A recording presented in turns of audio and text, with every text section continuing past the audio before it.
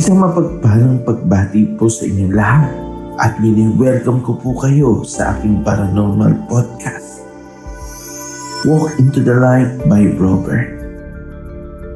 Mga samot-saring kaganapan ng kwentong kababalaghan, misteryo at mga pang-spiritual na kaganapan. Bibigyan natin ng daan sa podcast na ito ang inyong mga kwento at mga personal na kaganapan at ganoon din ang inyong lingkod ay aking ibabahagi din ang sarili kong kwento. Halika't samahan niyo ko at ating simulan ang ating paranormal podcast, Walk into the Light. Once again, this is your host, Robert.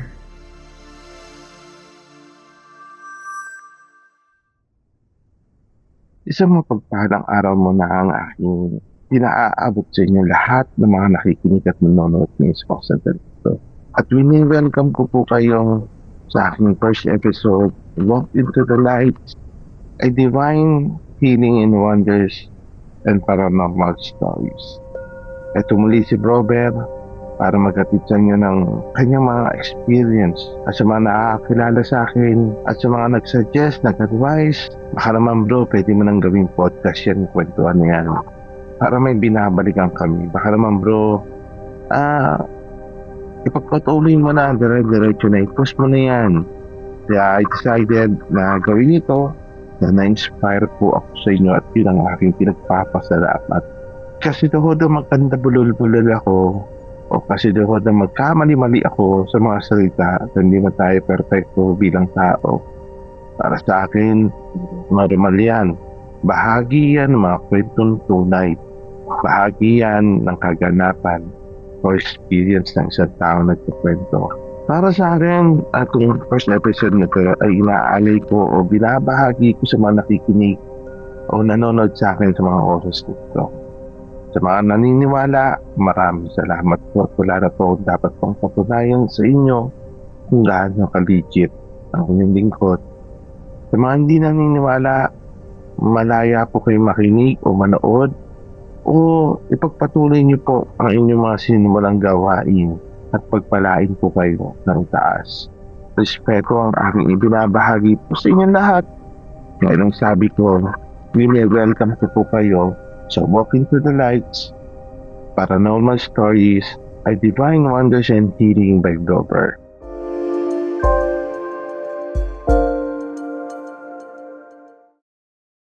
Sa ating first episode, eto na, papasok na ang ating first episode. Medyo may pagka, ang kwentuhan to ay maaaring mag-iwan sa iyo ng marka at mapapaisip ka talaga, totoo ba talaga ang mga ganitong klaseng kwento patungkol sa mga lumisan na o yumao o mga namatay na. Kaya ang kwentuhan na ito ay ating sisimulan sa ganitong klase. Ang pamagat ng first episode natin nito ay ang piyesta sa Bulacan. Ang kaluluwang lumapit at humingi ng tulong. Sa isang parte ng Bulacan, naimbitahan tayo ng mahal nating kaibigan na halika, makipiyesta ka sa amin, makijoin ka at naghanda kami ng maraming pagkain. Sabi ko, sige, sama ko yung pamilya ko. So, biyahe kami papuntang Bulacan, guys. Pagpasok ko pa lang doon sa bahay nila, iba yung pakiramdam.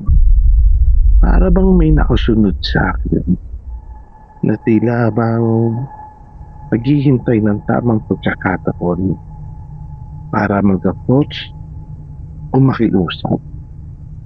So ako, kasama ko yung pamilya ko, hindi ko na pinansin, dire-diretso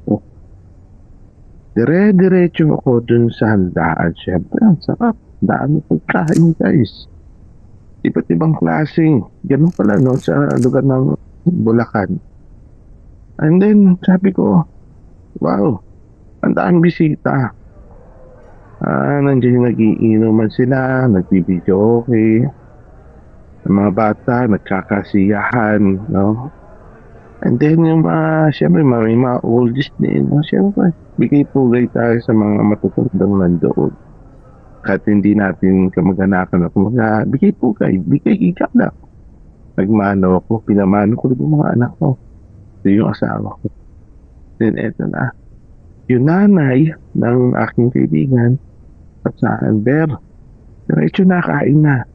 Sabi sa akin, o sige na tawagin ko lang yung pamilya ko. Sabay-sabay ko kumain, sabay-sabay ko nagsikuha ng pagkain doon. Then, may mahabang mesang kahoy. Bakante. So, pagtingin ko, okay, ayos yung upuan na yun. Parang sakong sa akin. Sabi ko, kuha ako ng pagkain. Kami. Halos lahat ng paborito ko nandun na yung sa mesa. So ako, hindi na ako nahiya. Kain ako, kuha ako. So as ko, parang normal lang nung una. Pero habang kumukuha ako ng pagkain ko, nangingilabot na ako. Iba na yung tindig ng mga balahibo ko, unti-unting parang nagsisitayuan. Then, sige, ignore lang kung alam pagkain. Iintindihan pa ba kita? Sabi ko sa isip-isip ko, unahin pa ba kita? Even though, sige, sabi ko dun sa piyastahan, dito ako magpo-focus. Focus lang ako. Sabi ko nga sa pagkain, focus lang ako. Then, kakanting upuan, mahaba, no? Kahoy. Pwesto ako dun. Tapos yung misis ko na sa harapan ko, yung anak naman, doon sa kabilang side. So sa pagkakaupo ko yun, may habang kumakain ako, may dumating na bisita.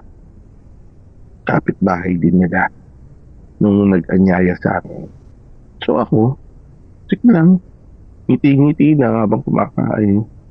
Yung isang lalaki, pagkakuha niya ng pagkain, umupo siya banda doon sa same na upuan na kung nasaan ako, doon sa pahaba. Pero mayroong pagitan kami na bakante. Kumbaga, siguro yung upuan pang-apat na tao. Pang-apatan. So ako pa ako rito, tapos nagigilid ko, walang nakaupo. Tapos yung bisitang lalaki, din yung kasama niya. So, ganyan lang, kain, diretso, gano'n. Eto na guys, ito yung sinasabi kong kwento. Dito, bigla na lang, nung pasubo ako ng kinakain ko, iba na, sabi ko, parang may kumakakausap sa akin na nadidig ko na sumisit-sit. Sinasabi niya sa akin, andito ako. Tulungan mo ako. Pinuuna ko lahat mo. So pasubo ko ng ganun. Itong side ng aking mata, peripheral view, may nakita ako. Ito nga ngayon, habang kinikwento ko, nanginginabot ako. So sa gilid ng mata ko, alam kong may tumabi sa akin. Yung damit niya, puti pero madumi ba yung itsura. Then, sabi ko, teka, sandali sa isip ko, sandali. Isa pa, di ko papansinin, sabi ko, ignore, sabi ko, ayun lang, focus na sa pagkain ko. And then, bigla na naman bumulong sa akin. Very clear dito na staying ako. Sabi sa akin, please, tulungan mo ako. Nandito ako. Pagtingin ko ng gano'n, no? Pagtingin ko ng gano'n, yung appearance niya, silhouette eh. Nabigla ako.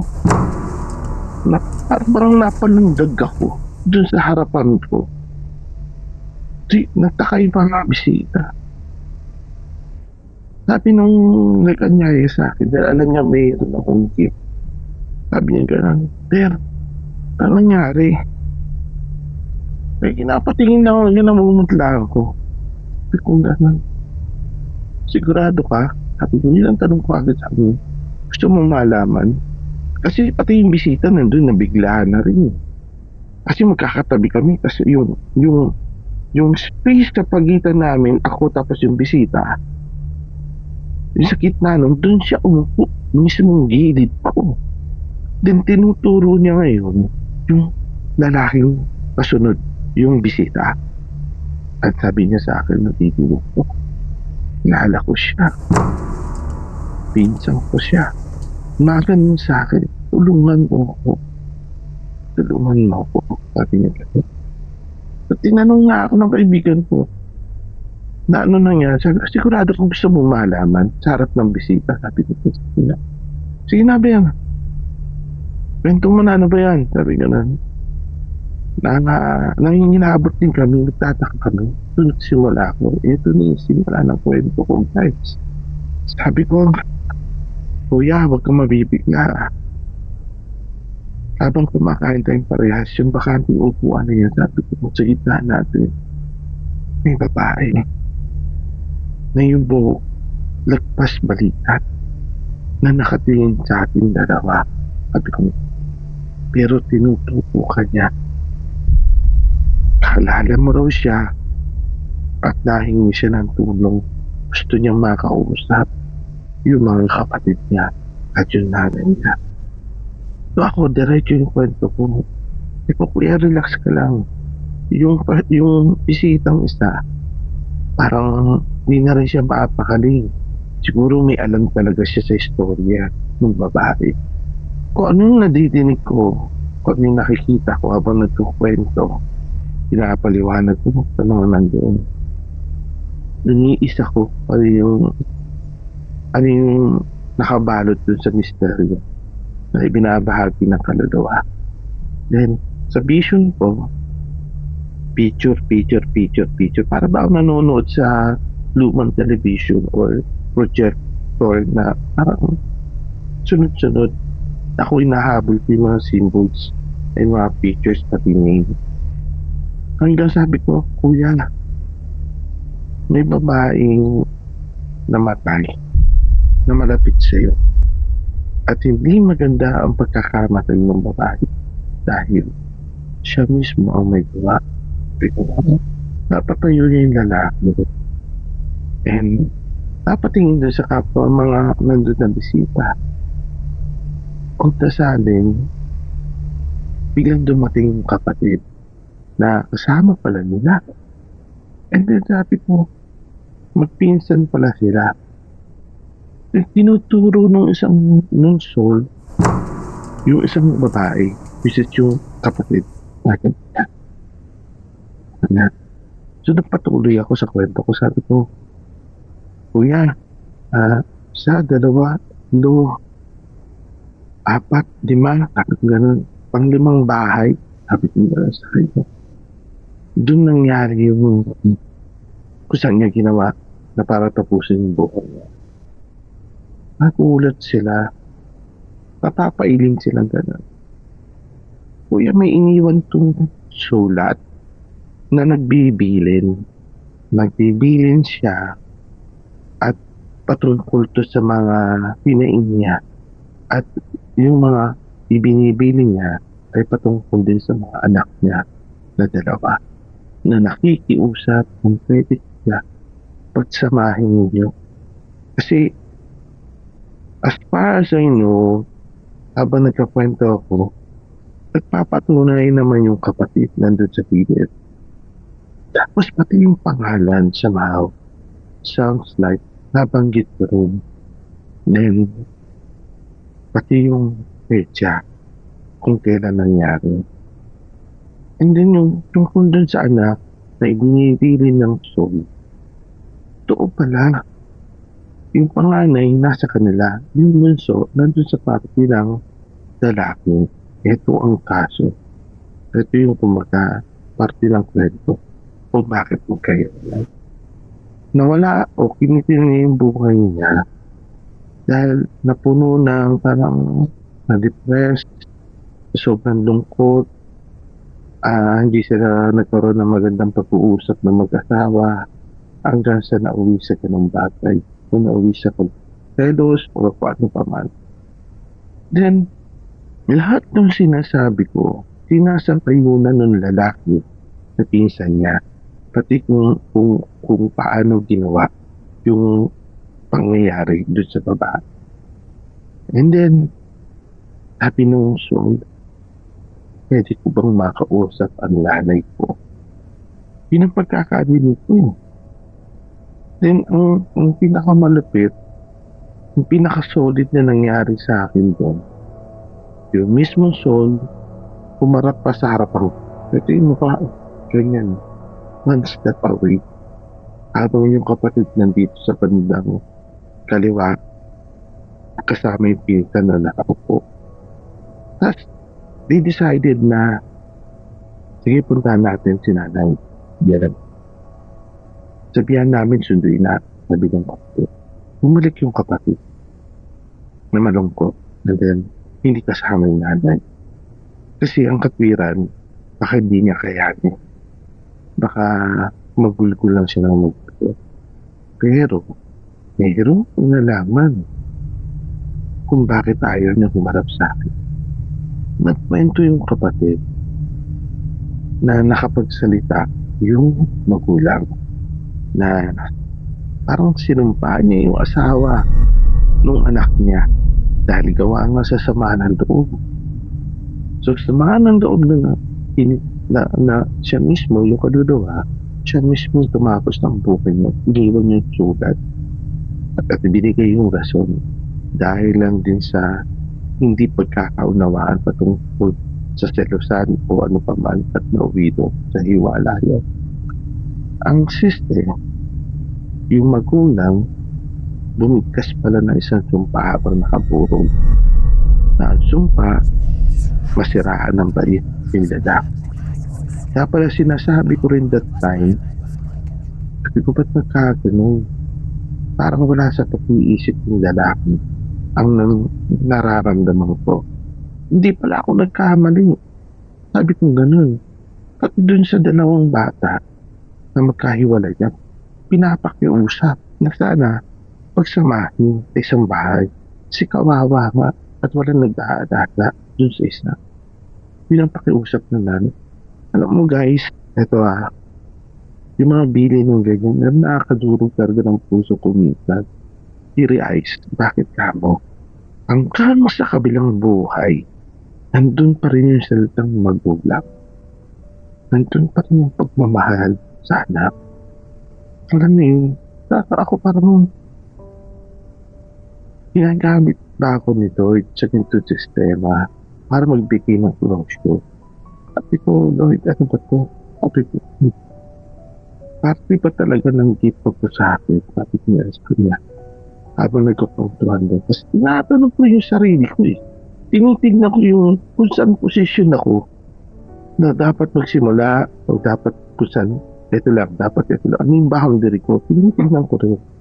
So tayo, doon sa nalaman ko na ultimo sa kabilang buhay bilang nanay, masakit pala sa nanay na maramdaman o makita niya yung naiwan niya mga anak magkahiwalay at parang nakakalungkot isipin. So in short, yung mga bata mawalan sila ng parehas na magulang literally para sa akin. Sabi ko nga doon sa nag-invite sa amin, nakakalungkot na dito yung isa tinapos yung buhay, yung isa nasiraan ng pait. Tama na itong mga batang itong magkapatid. Kasi siguro gumawa ng paraan yung soul. Na mula dun sa labas, pagdating ko pa lang dun sa piyesta, nakasunod na pala sa akin, ini-ignore ko lang. At ayaw ko nga, sabi ko ba, nagpunta ako rin sa lugar para makipiesta, makisaya. Sabi ko ganun. Then ito pala yung magiging experience o way dun sa lugar para makilala ako. Then back to the story. Tinapos namin yung kinakain namin. Tinapos namin yung kainan. Nag-decide kami. Kasi nandun yung kapatid, nandun yung pinsan, nandun yung mga kaibigan. Hindi ko sila kilala. Wala akong idea sa mga pangalan nila o what. Nagugulat pati yung bisita, yung mga tropa niya, yung mga nandoon, kinakamusta niya. I don't know how I do it. I don't know. Ano yung nangyari? Kasi I do believe kasi, for me, I work with the energy. I work with the frequency. I work with the different vibrations of the energy. Para patunayan ko na nagsasabi akong na to, I always ask ng mga confirmation na that makes sense with them at the same time. Na tama yung birthday, tama yung buwan, or sounds like, yung mga ganun na kahit ako, pinagugulat ko rin sa sarili ko, how would I know? So natapos yung kainan. I think it was about 7 p.m. na. Kung ganyan. May mga prosesyon pa. So, niyaya ako ng pinag-imbita. Tara, Bert. Salubungin natin yung prosesyon. Tara. At gano'n. Ay ko sandali kita. At may nakikita akong bahay. Opposite side nyo. Pang-apat. At yung gano'n. Bakit tinuturo sa akin doon? May mahalagang taong nandun sa pang-apat na bahay. Would you know guys kung sino nandun sa pang-apat ng bahay? From that place na kumaga kung nasaan ako. And then yung tinuturo na pang-apat na bahay ay yun pala ang bahay ng magulang niya. Yung nanay niya mismo nandun. So lumapas ko. Kasi sabi ko, pinupus akong pumunta rin talaga eh. Needed ko talagang pumunta rin. Sabi ko na iba yung pakiramdam ko, sabi ko, gusto nang lumaya at magkaroon ng katahimikan yung soul. And that's the only way, sabi kong gano'n. Pinaliwanag ko sa mga kapatid at saka yung pinsan, pati doon sa nag-imbita sa amin. Sabi ko, ganito kasi yan, sabi ko naman, gusto nang lumaya ng kaluluwa, gusto nang magkaroon ng katahimikan. At may dahilan kung bakit nila pumunta sa pang-apat na bahay dun sa opposite side mo. Sabi ko gano'n. So, to make the story short, yung kapatid na mismo, gaya sa akin, tara kuya, punta natin si mama. Kami na bahala magpaliwanag. Total, alam naman niya nandito ka. Yan. Sige, sabi ko, sige. Sabi ko, Lord, help me, gabayan mo ako, sabi ko sa kanya. O ikaw, sabi ko, ikaw yung lumalapit sa akin, prinsipsip ko, nakakausap ko sa center. Tulungan mo ako para matulungan kita. Pagpasok ko pa lang doon sa bahay nila, parang ang bigat. Parang yung pakiramdam sa isang bahay na hindi ka at least. Alam mo yung sa pakiramdam sa bahay na parang may mga nadidinig ko parang yapak, no? Na naglalakad na kasunod mo.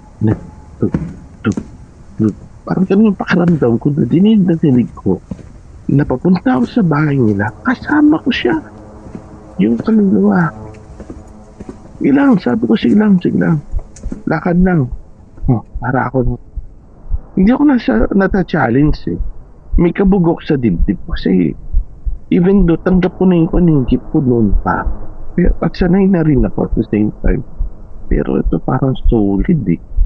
Solid talaga eh. Di pagpasok doon sa may pintuan pa lang, unang tapak ko pa lang doon sa papasok ng bahay nila.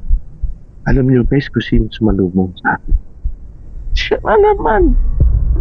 Doon na siya nakatayo kung saan yung larawan niya na nandoon naka-display. Pagtingin ko doon sa larawan, nagulat ako. Para siya tinignan eh. Yung soul at saka yung larawan. At napapikit ako na gano'n. Hingaw malalim. Hingaw malalim, Ber. Hingaw malalim. Focus sa niya Ria tayo sa school. Pagtingin ko naman sa kanan, no. Nasa left side pala yung nanay. And yung nasa kanan yung mga larawan, okay. As I remember, yung picture niya, parang ang dilim nun, parang ang dumi, parang ganun. Ang dumi ng reflection ng picture niya. Parang ganun. Tingin ako sa nanay. Pinakilala ako ng anak. Dahil si Broker, kaibigan nila at dito, ng pamilya ganito. Pamilya Romero. Yan. Magandang gabi po na isa naman niliwanag ko. Ang gifted po kasi ako ng spirit ng tita ko Sabi ko nga sa nanay, "Anay, sana mabigyan niyo po ng pagkakataon. Ako na may paliwanag ko sa inyo kung bakit nandito ako." So yung nanay, parang aligaga siya, hindi siya at ease. Parang ano yun, parang, alam niyo yun, parang, iyak na iyak lang, hindi papayag gano'n, galaw. Nai-relax lang ako na yan, dito lang ako para sa anak mo. At ano yung bilin ng anak mo? Pakinggan mo naman baka sakali, sabi ko.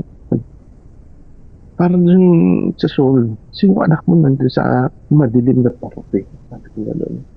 Hanggat may pagkakataon pa, palayain mo yung anak mo, Nay. Ano man yung nagawa mo, palayain mo yung anak mo, sabi ko. Ikaw lang yung way para lumaya yung anak mo sa kadiliman at magkaroon ng katahimikan na, sabi ko sa kanya. Parang hindi pa rin siya convinced somehow sa sinasabi ko. Hanggang lumabas sa bibig ko yung salitang kinagulat niya, which is dinulong sa akin ng soul. Pakiusapan mo naman yung nanay ko. Yun ka. Sige na, pakiusapan mo. Sabihin mo na yung mga apo niya kawawa. Magkahiwalay kasi. Tulungan niya kami yung apo niya. At bawiin mo na yung sinumpa niya doon sa asawa ko. Very clear yung sinabi. Sinabi ko sa nanay. Napatayo yung nanay. At napayakap sa akin. Sino ka? Sino ka? Bakit alam mo to? Walang nakakaalam nito. Maliban na sa isang anak ko. Yung pala, pinaliwanag itong nanay. Kaburo yung city nito. Tinata larawan. Kaburo natin. Bumulong ako sa anak ko.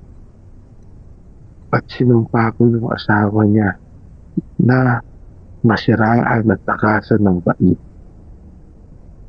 Hindi ko naman alam na mangyayari. Sabi niya talaga. Na parang naging kawawa yung mga anak niya. Yung anak niya. Ngayon nga may isa natutulog. Tingin ko tulog na yung bata. Tinanap niya yung isa. Lahat daw. Nandun daw sa kabilang partido. So ready ka na. Yakap ka sa akin. Dati kong sa kanya. Yakapin kita. Tapos sa kanya. Sabayan mo ko sa tibig kasi palayain natin yung kaluluwa ng anak mo. Para sa mga anak mo. Then ito din yung magandang part. Ay, hingin ka ng tawad.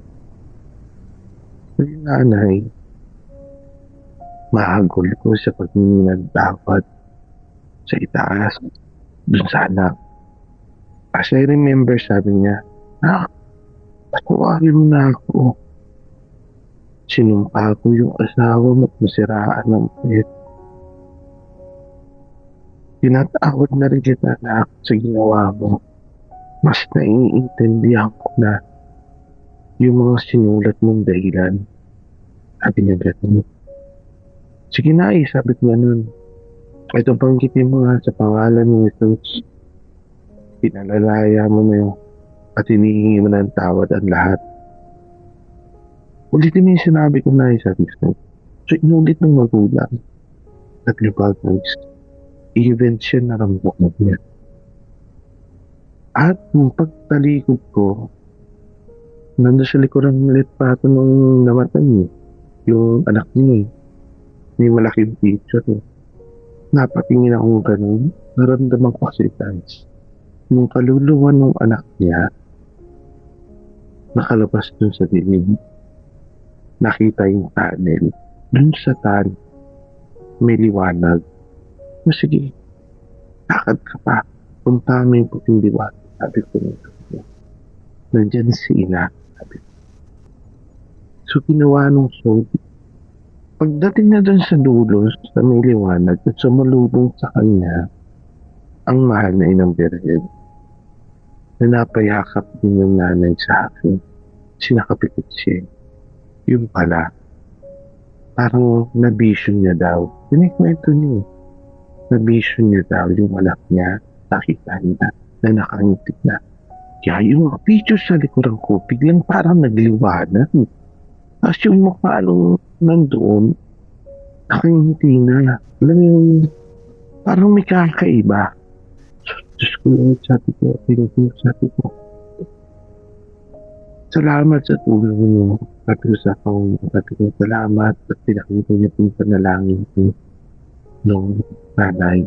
So lahat na nandun sa kwarto, yung kaibigan ko, yung bisita, yung mga kapatid, lahat sila. Lahat sila, alam mo yun, pumunta sa akin, niyakap ako lahat. Alam mo, pakaramdam, Lord, ito ba talaga yung regalo mo? Sabi ko, solid masyado. Hindi ko alam yung paraan mo kung paano, pero iba pala sa pakiramdam na makapagbigay ka ng closure sa isang pamilya o sa taong walan at para dun sa soul na mailigtas mo, nasaan siya. Iba pala yung pakiramdam na yun.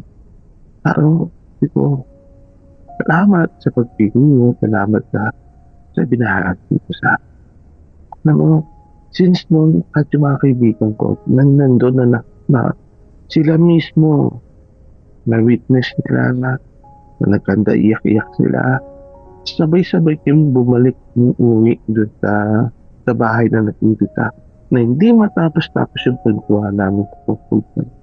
Kasi parang we are so blessed to witness somehow ito pala to. Hindi pala ito katang isip lang. Paano mo itatanggi yung mga bagay na sila lang nakakaalam na madidinig niya from me na mababanggit ko rin at the same time na sandali, di kita kilala eh. Parang ganun eh.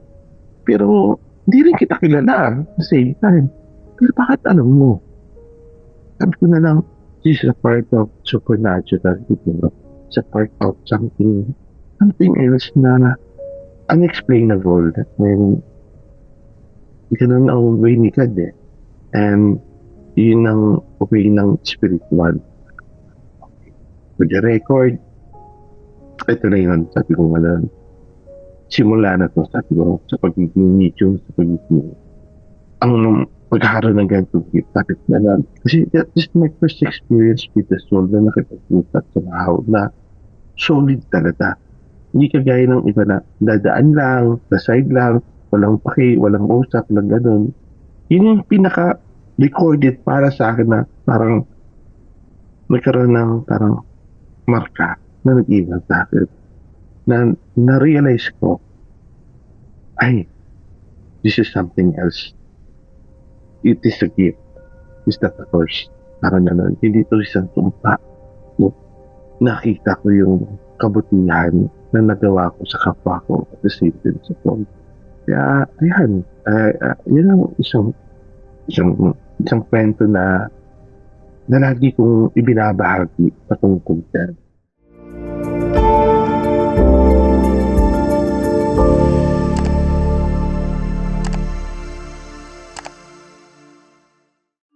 Ngayong gabi, natapos natin ang ating samot-saring kwentuhan.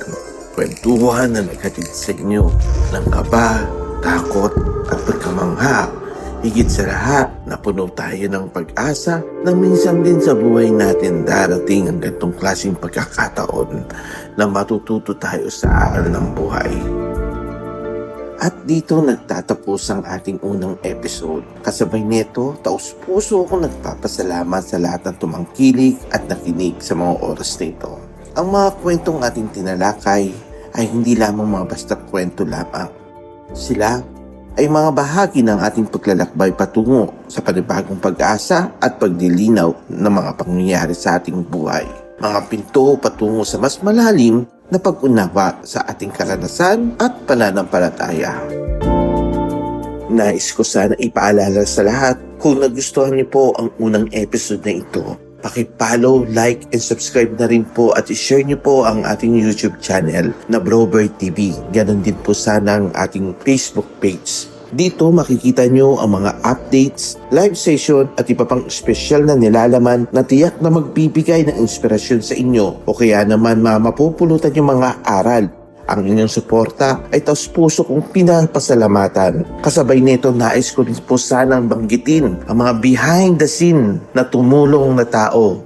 Shoutout po sa inyo at maraming salamat Kim Beltran and Macy Beltran, ganun din kay Ariadna Agoto. Kasabay nito ang TK family. Maraming salamat po sa inyo. Ganun din, kung nais nyo po mag-iwan ng mga inyong komento, i-welcome ko po kayo. Maraming pong salamat muli po sa inyo. And this is your host, Brobert TV. Thank you so much po sa lahat.